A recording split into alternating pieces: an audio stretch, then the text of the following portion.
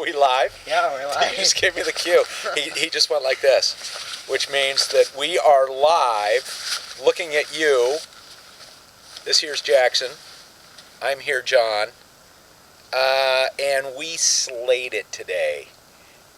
We just came up total aces. So we had to get off of Mexican Hat, do 3 portages to get onto Glen, and if you recall from a couple days ago, we got windbound on Glen, and the westerly has been pretty prevailing for the last 3 or 4 days, and it's been building throughout the day. So my fear was getting onto Glen, it would be all white-capped out again, and the start with the current and the waves and the wind had me a bit concerned. So we got on the water pretty early, not as early as yesterday, but we were on the water at 7:40. Yeah. And which had us out of bed around, I was out of bed at 5, Jackson was out of bed at 5:45 maybe, and we broke camp and ate some oatmeal. And the oatmeal was outstanding simply because Jackson went and picked some raspberries on the portage to the pocket water. So we had locally sourced raspberries in our oatmeal this morning, and wild raspberries are absolutely fantastic. So we had that, and we made it across Mexican Hat. We paddled into a pretty stiff headwind already at a little before 8 in the morning. It was already blowing pretty good, but we managed. And then we did the 3 portages without incident, and we got onto Glen, and we both breathed the sigh of relief because it hadn't, the whitecaps hadn't formed yet. And I knew if we could do about, I think it took us 20 minutes, 20-minute paddle straight into the wind. Then we got to turn west, and then we had a tailwind all the way down Glen. And that lake took us, a couple hours to paddle, a couple hours. And then we were greeted with 2 back-to-back 250-yard portages. And then we were on Optic. Is that right? Yeah, it's all adding up. Then we were on Optic, and we had lunch. And lunch was salami and crumbly. That's an eagle right there. Oh. Or maybe a seagull. No, it's an eagle. It's an eagle. We saw an eagle flying right by our little campsite right here. And so we had salami and crumbled bread and Dijon and power bars. And what was the drink? Did we have a drink? Or did we just drink water? We drank water. We probably just drank water. And then we paddled, and we had lemonade. We had lemonade, fan favorite. And we didn't see anybody the whole time we were on Optic, and that's an outpost lake. And so we decided... We saw a boat. Well, yeah, but that's after we thought maybe nobody was there. Oh, yeah. And then we had to paddle. There was one kind of sketchy spot on Optic where we had the westerly hitting us broadside, and we were like a cork out there, kind of bobbing along. And Jackson never panicked. I did my best to sort of work with him as we rolled through the waves. And we got to the little cabin, and as soon as we got to the little cabin on Optic, we turned west again, and then it was a downhill run the rest of the way. And we had decided we were going to fish. There's pretty good flowage right there by their cabin, but because there were boats on the water when we were going across the fat part of Optic, we decided that wouldn't be cool. So we paddled up the river, and we did the next portage. I can't remember how long that is. I think 60. 60, maybe. Short one. And then we got into a little pocket water. That's where we got hung up going in during a thunderstorm. And we tried fishing a little bit in the reeds, and I hooked on 2 pikes, and both times they snapped my line. I was jigging for walleye, and this stupid pike came along, and if they swallow it and you go to set the hook, ping, your jig is gone. And then we got to the inflow of that little lake, and we got into kind of the flowage in about 6 feet of water and started picking up the walleye, one after another. It's like 4 feet. 4 feet of water. It was really, really shallow. And we just started hammering them. And it was really fun. The boy here definitely fished me probably 3 to 1. I probably caught in about how long were we there for? An hour? probably an hour, I probably caught 15. You didn't catch 45. I probably didn't catch 15. I probably caught 10, and Jackson probably caught 30. And he put 3 of his on the stringer, and I just kept releasing mine. But it was just absolutely fantastic. So fantastic that we didn't notice the thunderstorm that was bearing down on us. And at one point we were actually fishing in the rain. I had my shirt off. We threw our packs up on the shore. We made ourselves an anchor, kind of anchored out, and kind of swayed with the current and the wind. And then we did the last portage, and we're now in a little pocket lake that is between sort of optic and telescope. And it's kind of beautiful. When we pulled up to the campsite, we weren't totally sold on it, but now we kind of like it. And it's protected from some of the lingering thunderstorms that are moving through, so that it's not completely frazzled in here. And if we have to, we can move 5 feet back underneath our tarp. We just finished up dinner. And dinner, our first course was some chicken tortilla soup. We made chicken tortilla soup last night. I failed to mention that. And so we had a little bit left, so I mixed up some more of that chicken tortilla soup. And then we had walleye with hash browns.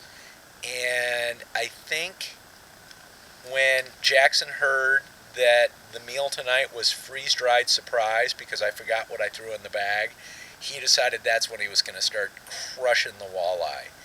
And so we had 3 of his walleye for dinner, and we paired that with a mango peach mango Crystal Light, which is our least favorite, but somehow it worked. Tonight it worked, and it absolutely opened the meal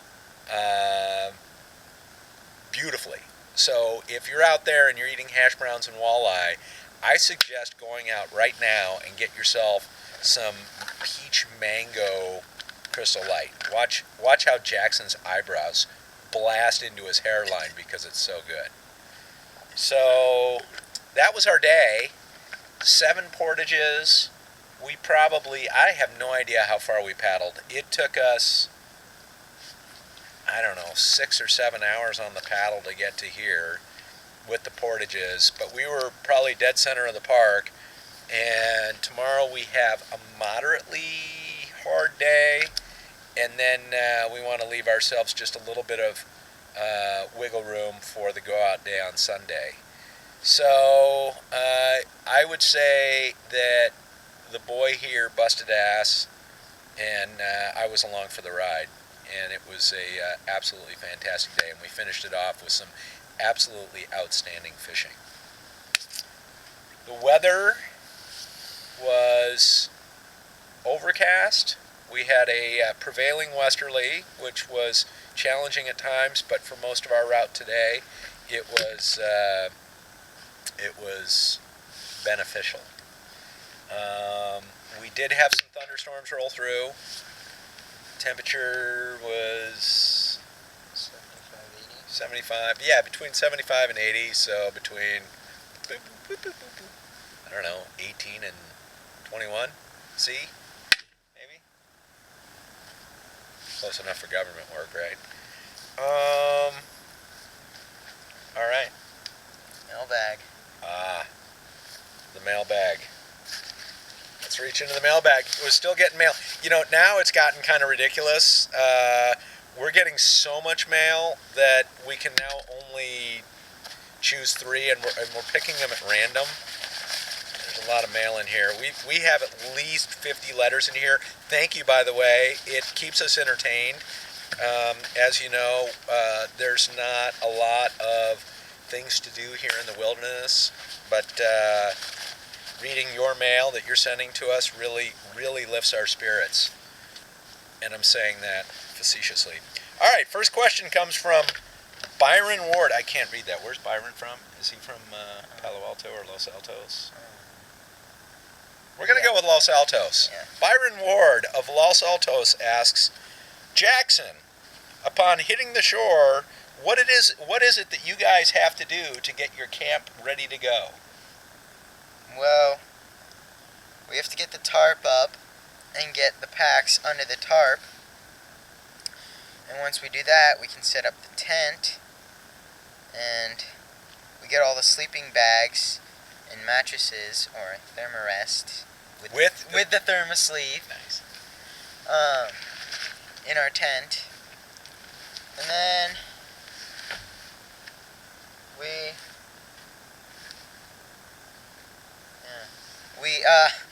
like make the fire. Just get settled in. Yeah, he pretty much got it.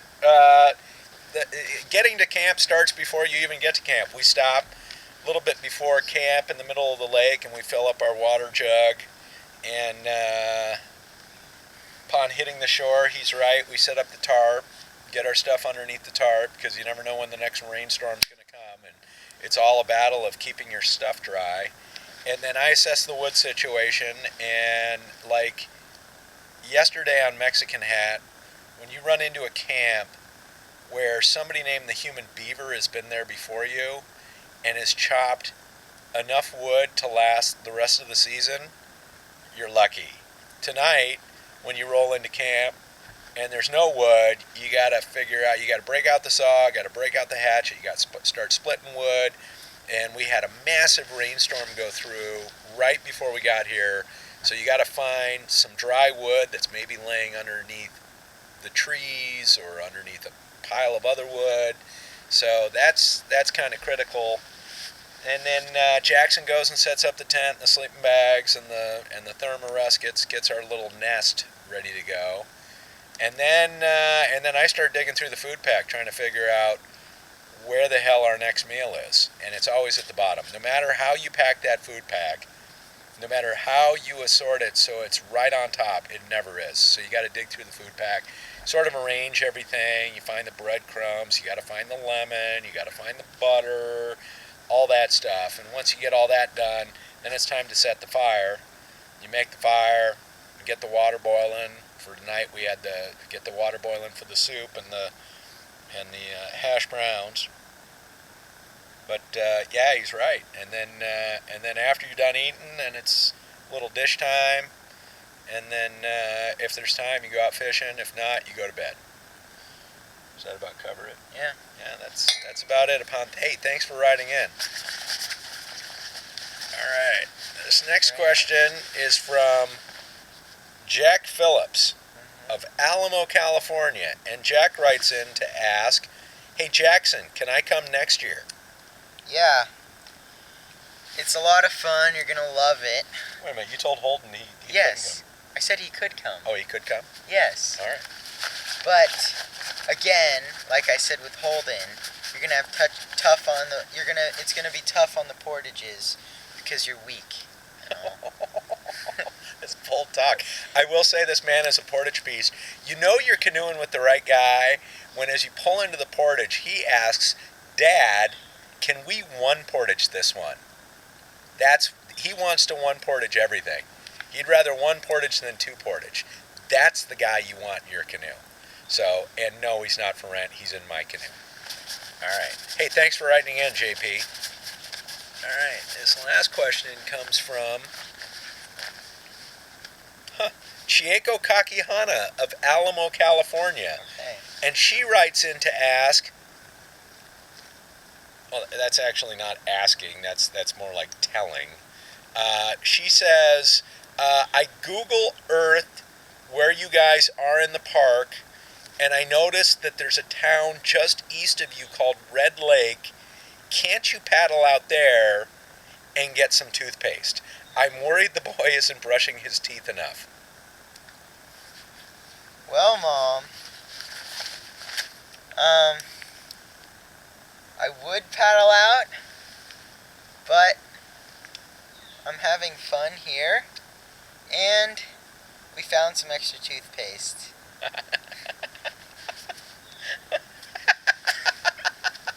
So, hey, thanks for writing in, Mama, and thanks for letting me take the boy on such a fabulous trip. All right.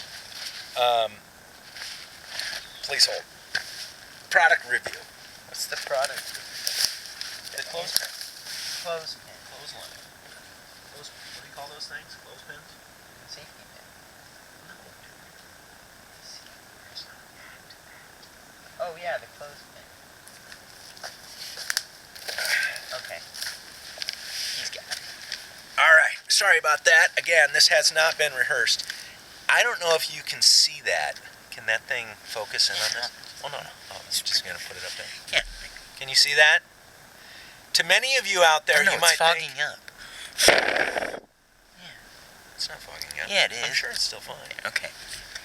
To most of you out there, this may look like your average, ordinary, everyday safety pin. It's not. This is what we call the Campers Deluxe Mega Clothespin.